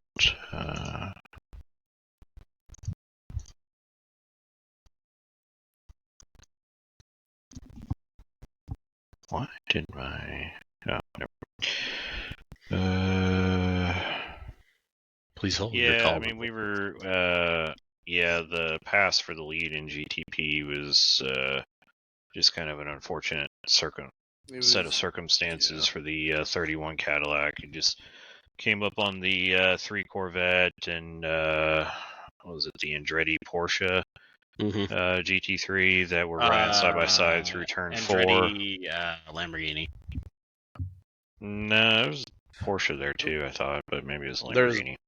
The Wayne Taylor Andretti car is a Lamborghini. No, the Jarrett Andretti drives the Porsche. That's the one I was talking about. Oh. Because it was the yellow and red car. Oh, yeah. Anyway, so the Aiken, picked a line and ended up getting balked by the 3 Corvette. So it's kind of funny, some GM on GM drama there. Triggered now. Yeah, it's just passing at Laguna Seca is always tricky. So I mean, the fact that traffic played a part in the outcome of the race isn't really a surprise, given how that track, the ebb and flow of the track. So. But yeah, what the next race is the Detroit race. Yeah. No one can burn in a hole. Go back to Belle Isle, please. Mm-hmm. For the love of God. All right. Anyway, moving on to the NASCAR race at Darlington. It was throwback weekend. So all the retro paints are out. I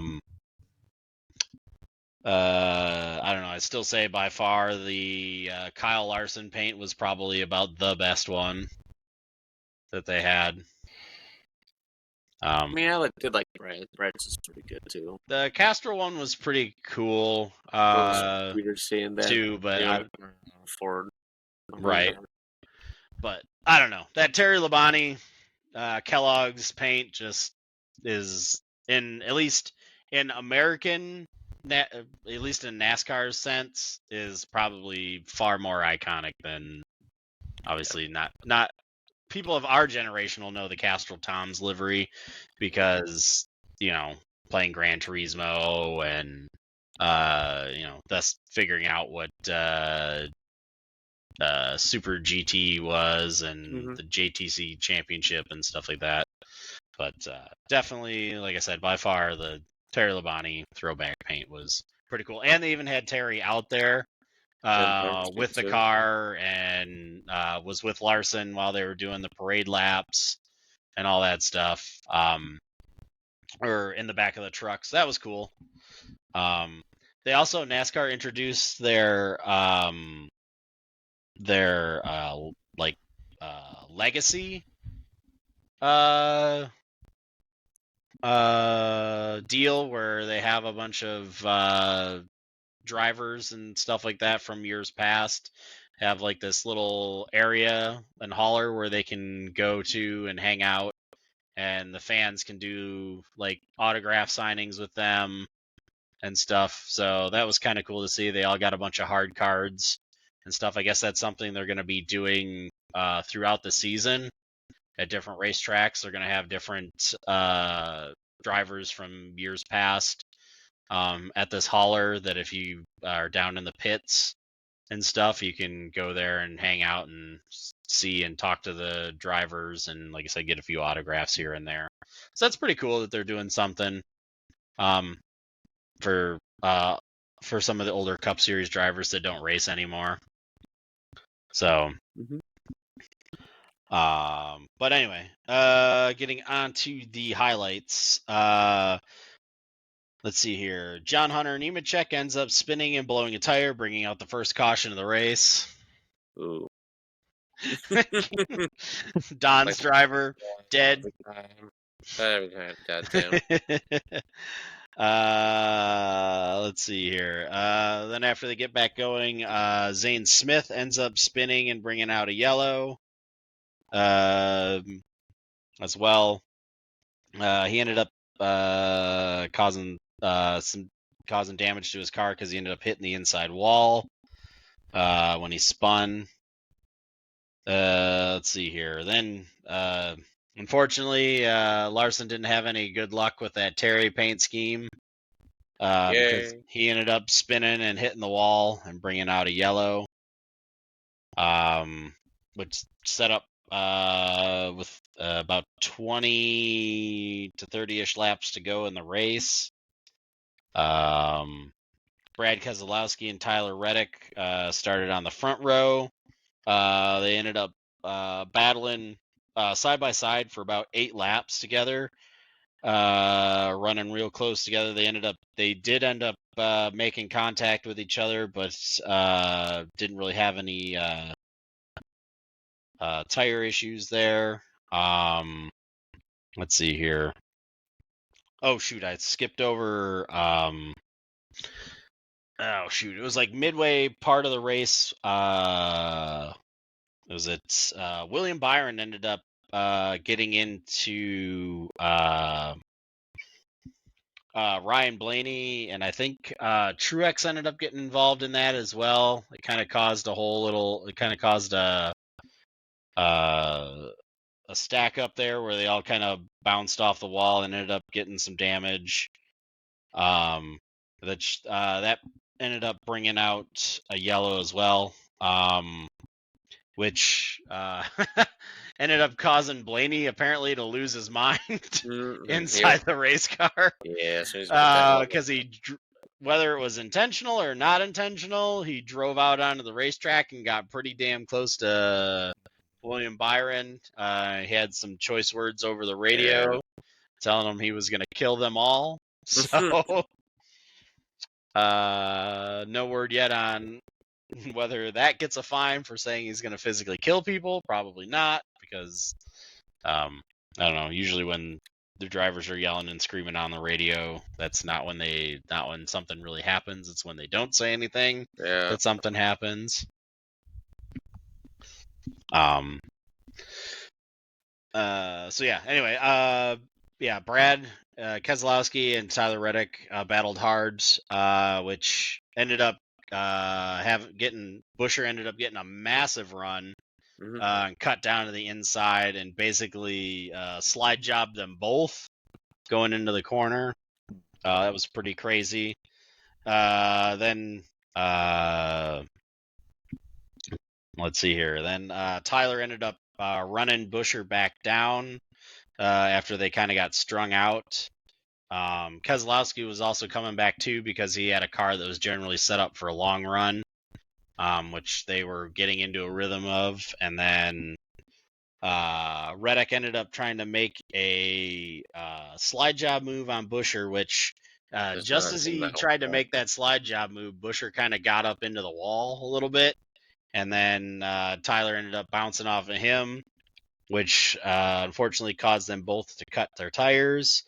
And then Keselowski came away with the win after capitalizing on both Buescher and Reddick's misfortune there. Like we said, he had the Castrol Toms livery on the car. It's the first win for a driver-owner combination since Tony Stewart did it back in I think it was like 2012, 2013. So really cool to see that happen for Brad. Apparently, at one point, a fan started to climb the fence. Like a drunken idiot. Yeah, like an idiot. So he gets a lifetime ban to all NASCAR races for his troubles. Yep. So see you later, bye. Yep. And then, obviously, after the race, Buescher was extremely frustrated with Reddick and came up to him and confronted him. Although Reddick seemed to immediately take own up to it and apologize to it, which kind of defused the situation right away there. Yeah. I mean, good on Tyler for owning up to it. He realized he screwed up, so I mean, we've got nothing else to add to that. But again, cars seem to do really good running people down, and then when they get right behind them, they'd seem to lose momentum there for a little bit. And then unless you were able to get your nose underneath somebody or pull off a slide job move, to get around. At least with Darlington, it's more of an aggressive track on tires, so that kind of helped in its favor because the tires ended up getting wore out faster, so you really had to kind of manage your tires there, and that made a difference on, like I said, Brad's car. He was really good at managing tires on the long end, so he was able to run those guys back down towards the end of the race. Even with the contact that they made, he might have had something for him, but that definitely helped out his chances. So, but yeah, like I said, it's cool to see. Yeah, cool to see Brad get back in victory lane. Jack Roush was there. He looked super excited. Yeah. That's pretty much all I've got to add for the Darlington race. Yeah, it was pretty good. Seeing nice side-by-side racing. everything else. And actually, the card is really, really good at the mile and a half, but anything smaller than that or anything road course just sucks. Yeah. The next race is going to be at North Wilkesboro for the All-Star race. It'll be interesting to see how this softer option tire works. Yeah. There might be something in the future they might consider. So, I don't know. Anybody have anything else they want to add about the Darlington race? No, other than both my drivers crashed and killed themselves there. That's about it. Well, that's because we don't go with the drivers down bets. Yeah. I like people crash, apparently. Yeah, Don, who you picking for the All-Star race so we know not to pick that person? Oh, Kyle Larson. I don't think he's gonna. I mean, I can't say anything. He won last year. You say you don't think he's gonna, then he wins somehow, and then Don makes money. I mean, he's gonna be flying back and forth from Indy to Charlotte that day, so. I just think it's cool Harvick's testing it. Yeah, we'll see Harvick in the car this weekend. At least for practice and qualifying. He actually gets to drive a Hendrick car for the first time in forever. Yeah. Well, what was it? Technically, Stewart had alliance with Hendrick, so it's kind of similar. You're right. I do have to say, this is kind of on-track related, but NBC. So stupid. Oh, no, please don't. No, they are actually doing a really good job of making sure that the Indy 500 is getting the coverage that it needs. That's true, yeah. I feel like if they put this effort into all the other forms of racing that they cover, they would get more people watching the races on Peacock and so forth. You're making because yesterday they had, even during the rain delay, they had Hinch and Townsend and Diffie were on and off throughout the entire thing. They had Calvin Fish there. They were all talking to the drivers, having fun. Today, again, they covered the entire thing, 6 hours of them, and they were working in shifts, and they were talking to drivers and covering stuff. Actually did a good job when I saw like a little preview of it. This is the kind of stuff as race fans that we appreciate. Granted, I hope people are watching the coverage because this needs to be justified for them to continue doing this stuff. But like I said, this is the kind of stuff I like to see. I just put it on in the background and did chores around the house, got stuff done, and was able to tune in and watch it the whole day. Yep. Meanwhile, you have the dipshit fans that are complaining because NBC announced today that Mike Tirico and Danica Patrick will be back as part of the broadcast team for the 500. I mean, it's... Tirico's cool, but I hate it. I mean, it is what it is. They're trying to get everybody people... like Am I the only person that doesn't mind Danica as an announcer? Oh, she's terrible. Really? I mean, no. Okay, when she's doing stuff that she knows about, good. When you put her in situations like F1 and sometimes on the NASCAR side, it's hit or miss for me. But IndyCar coverage, fine. She knows what she's talking about when it comes to IndyCar racing. So, like I said, that I'm fine with. I wish she would have stayed in IndyCar instead of going to NASCAR, but I mean, you got to go where the money's at. Yeah. I mean, like I said, I don't fault her for going where the money was at. I mean, she had shit luck. She was always getting wrecked out. So yeah, a lot of people were really nice to her. Maybe that's why I like her, because her luck is like mine. Yeah, it's I mean, just like Hailie Deegan's getting the same flack for everything that she does. Anytime she does anything. Oh, that's so annoying. It's so stupid. So, anyway, yeah, we've already discussed people throwing hate at Haley Deegan for no reason whatsoever other than Yeah, she got more hate this fucking weekend I know. because she got doored by a lap down car and cut the tire, and I think Coverage only saw her she spinning. had some damage or something. Or Yeah. yeah. The fact that she even has to put out a stupid statement about that stuff is dumb. I love the Mhm. fact though that she threw Fox's broadcast team fully under the bus on that. Hmm That was funny. Yeah. They deserve it though because they've been so bad this year. Yeah, So I mean, bad. like NASCAR's coverage has been slipping. We've been sharing Fox, stuff all yeah. week on like throwback broadcasts and stuff, and then they announced. Was it this week that they announced that the weekly what the hell's the name of the show? Race Hub is Race Yeah, Hub's going Race away. Hub was going away. Yeah, you know, so it's like they're trying to intentionally run it into the ground so they don't get the contract renewed or something like that. But Right. And then it was also announced this week that Junior and Jimmy Johnson are going to be in the booth. Or no, Johnson's going to be in the booth at the end of this year for the Yeah, last he's going to 6 be in races. for the Yeah. last 4 races for 4 NBC. races. And then, yeah, Dale Jr.'s on TNT next year for 8 races or something like that. So he's got 5 races with Amazon Prime, with 2 with an unannounced crew chief yet, Mhm. and an unannounced play-by-play guy.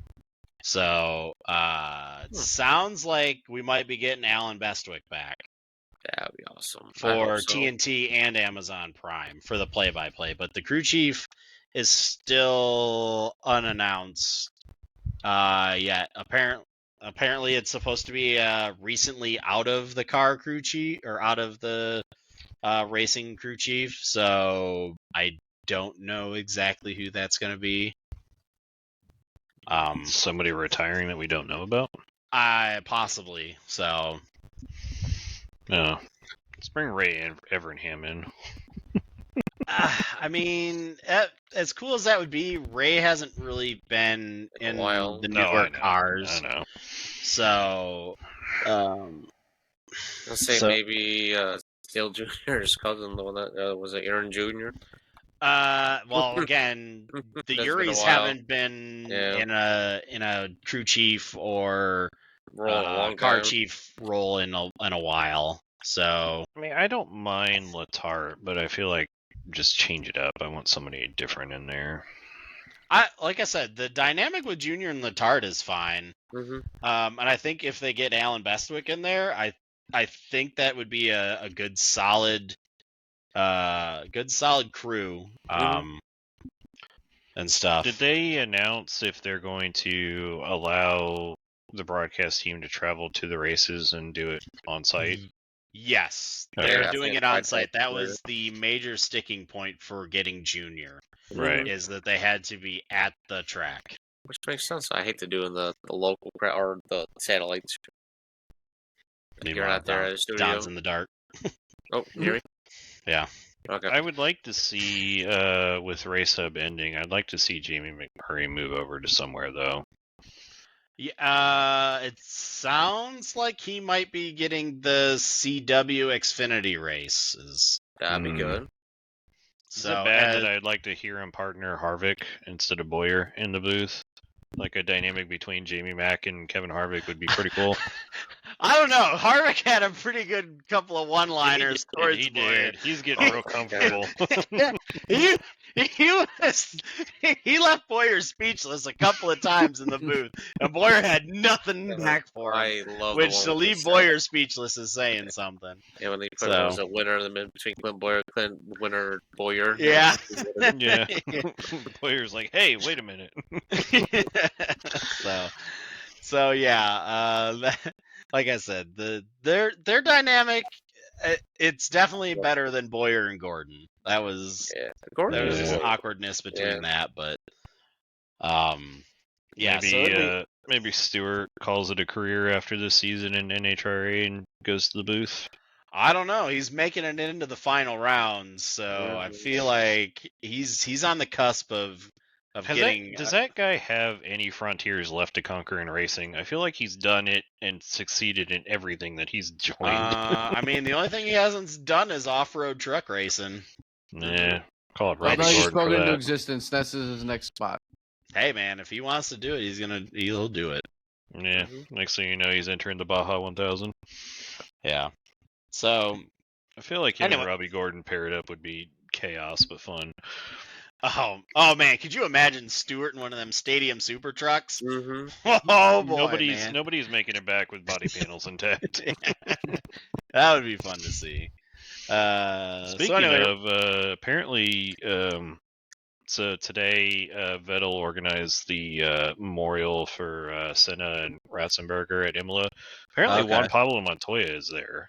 He was photographed, which I was like, huh, I didn't see that one. But yeah, he's in Imola for some reason. I mean, I wouldn't be surprised that he's there for the Senna stuff that's going to go on this weekend. So yeah, because I was like, I don't think his son's racing over in that area, but yeah. And then we have all the Senna helmets. Mm-hmm. Yeah. Apparently, the Lewis Hamilton cultists wanted to throw Verstappen under the bus because Verstappen wasn't wearing the Senna T-shirt, but yet he was wearing the Ratzenberger Remembrance pin. I guess the story goes that he was late getting there, and so he didn't have time to change into the shirt, but he still put the pin on, and he was holding the Brazilian flag. But whatever. My goodness. People that idiot fan's gonna Hamilton idiot fan. Anyway. Speaking of Ratzenberger, the first... I'm going to say more idiot Hamilton fans. No. The first at least couple episodes of the Ratzenberger documentary are out on YouTube. Oh, okay. Okay. Is it all in German, or is there... I think it's in English, and then the German bits are dubbed, or have subtitles. Okay. They're doing like interviews with people from that era and so forth. I haven't watched it yet. I just happened to see it get recommended again on my feed. Okay. So, all right. Transitioning quickly back into some more NASCAR news. Obviously, we've announced that we talked about that Amazon Prime and TNT are going to be splitting coverage next year. And TNT apparently has taken up Denny Hamlin's proposal for the TNT Bracket Challenge, which will basically be a 5-race series, which will pit drivers against drivers for an in-race championship for up to $1 million for the winner of the tournament. So seeding will be based off of the best finishes in the points, and it will be the top 32 drivers, and they will be seeded accordingly based on the continuing driver points. So not the one chase win gets you the lead or anything like that. It'll be off the actual driver points. Obviously, TNT Sports and Max they'll compete. Drivers will compete head to head for higher finishing drivers. Will advance to get the $1 million prize. Apparently, FanDuel is jumped on to throw in some extra money into the pot. Of course. For the betting side of things, apparently you'll be able to, if you get a perfect bracket, you will receive $1 million as well. So that's kind of cool. So yeah, it's seems like a lot of the drivers are excited about the mid-season bracket racing. And then obviously this will continue through the ending of TNT's contract, which is up in 2031. So yeah, for those who were super excited last year about Denny's bracket challenge and got excited about that, that's obviously back this year. Dirty Mo Media is doing that one that'll start after the All-Star race. But yeah, next year TNT will have their own in-championship tournament and the driver will get $1 million. And if you get a perfect bracket in betting, you'll also receive $1 million. So, for those of you who are interested in legalized sports betting or live in a state where it's legal, apparently my state does not have it yet. Really? Yeah, neither does Texas. Yeah, because I went on FanDuel's site and the website is, well, it says I can sign up, but then I have to wait for updates for whenever it's legalized in my state. Yeah, So- well, you're lucky because next thing you know, 9 times out of 10, like every other commercial is a fucking betting commercial. I mean, every commercial is a betting commercial nowadays anyway. Stuff. I mean, we can bet. It's weird because we can bet on horse racing and we can bet on football, but we can't bet on any other sports in this You state. can't so bet on that's NASCAR. Yeah, the only stuff that we have in Texas, as far as I know, is the fantasy sports. We can't do betting on live sports. Yeah. Unless but it's horse racing, because horse racing seems to be legal in all states. Yeah, I don't know because I never bothered to check into it. But Wait, I don't watch horse racing outside of the Kentucky Derby and the Triple Crown. But What? In so Texas, you can't do it on college football? No, I have to go to Not Louisiana. Yeah. But so it sounds like kind of an evolution of what the Winston used to be back in the day. You know, because the Winston, the Noble Challenge, Mm-hmm. you know, you had the select drivers, you know, usually 4 or 5, I think, that, you know, would run for the $1 million Right. prize. They're just doing it for all drivers to be eligible, and like, what is it? There'll be like the qualifying races, and then based on that, the top 16 drivers then make up the brackets or something like that, or top 32, or No, so yeah, the top 32 will be seeded by how they run just in the points, and then it'll be one. So whoever's first place in points will go head to head in the first race on TNT with 32, and all the other drivers will also be basically in that. So after race 1 is done, go from 32 to 16, and then from race 2 to race 3 will be down to 8 drivers, and then down to 4, and then the final 2 in the 5th race will basically compete head to head, and whoever finishes first, and that gets the $1 million. There's also I've seen stuff on Twitter that says that they might do because TNT's colors are like red and black, so the drivers that are in the tournament might have red numbers on the roof, akin to the Noble car numbers again. So they'll have some sort of like metallic red or something that they might run on the numbers roofs of the cars, so fans will know which drivers are still in the hunt. So that'll be kind of cool if they actually go through and do that. So yeah, just something else to discuss and talk about, and obviously if you're into gambling, bet on. It's like the fact that teams that aren't normally good can actually technically win if they keep finishing better than the other cars that are crashing out. Yeah, and I mean, depending on how the schedule looks during that time, I mean, you're talking there's going to be at least one road course in there. Daytona will be in there. There'll be a couple of short tracks. I think Pocono will be one of the races, potentially. So it'll have a good variety of tracks there for the mid to end summer stretch there. So. But yeah, something to look forward to next year. Yeah. Let's see here. Switching back to a little bit of WEC news.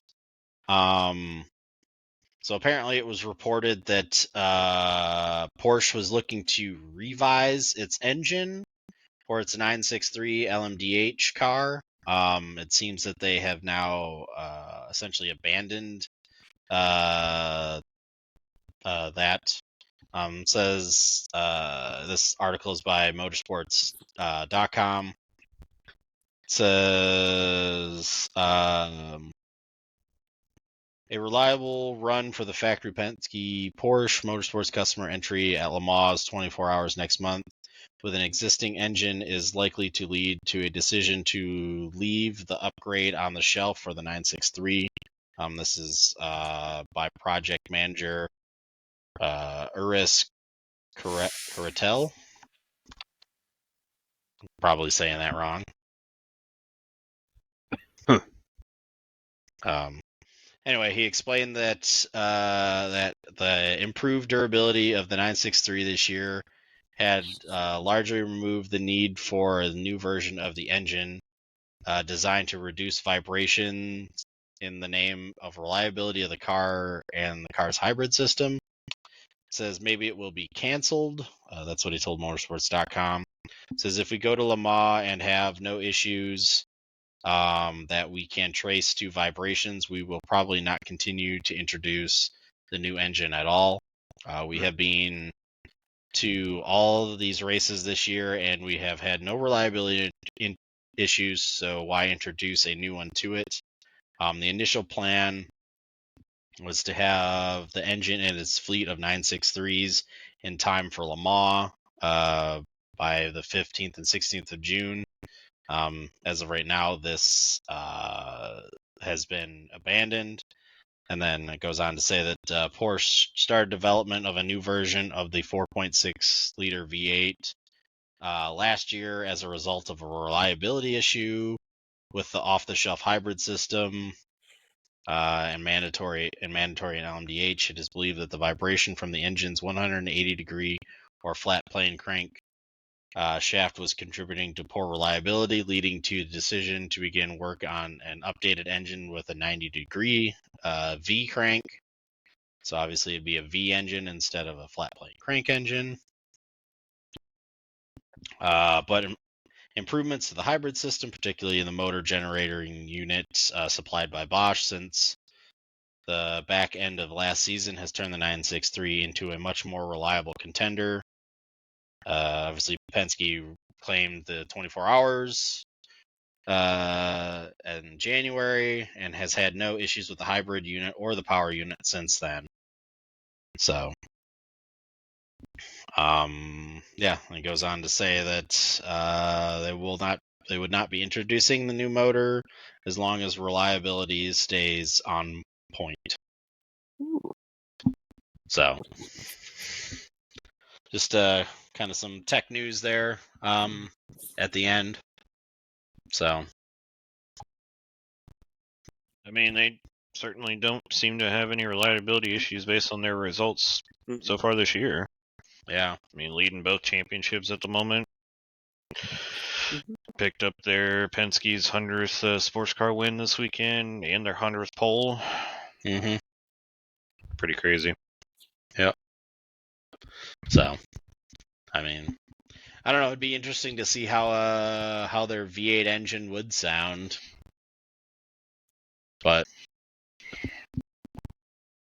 it may still come if they identify some other benefits to it, but reliability seems to have been addressed with other changes that they made in the off season. right. So yeah, that's kind of all I have for motorsport news. I don't know if there's anything else that anybody wants to bring up. No? Okay. Any rants or anything that anybody wants to bring up? I don't think so. No, I'll be reporting from GT World Challenge this weekend.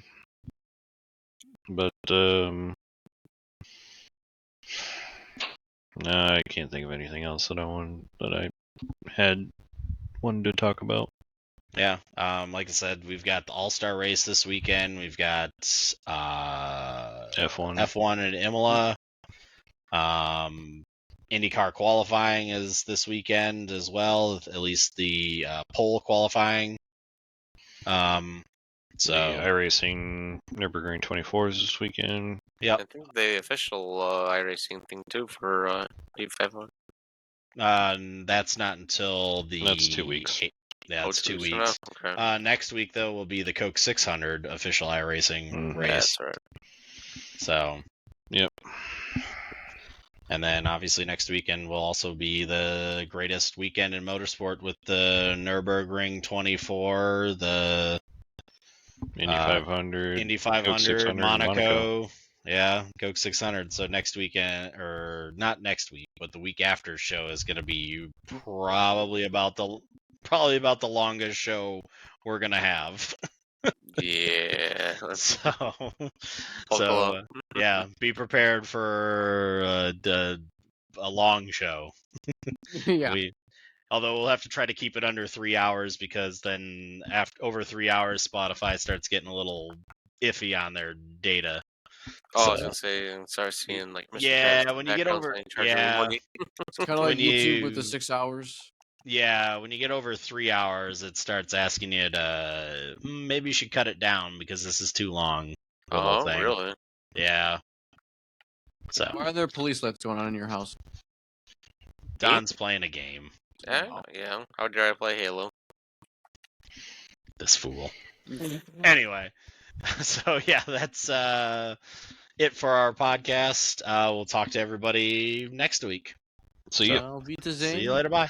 Bye.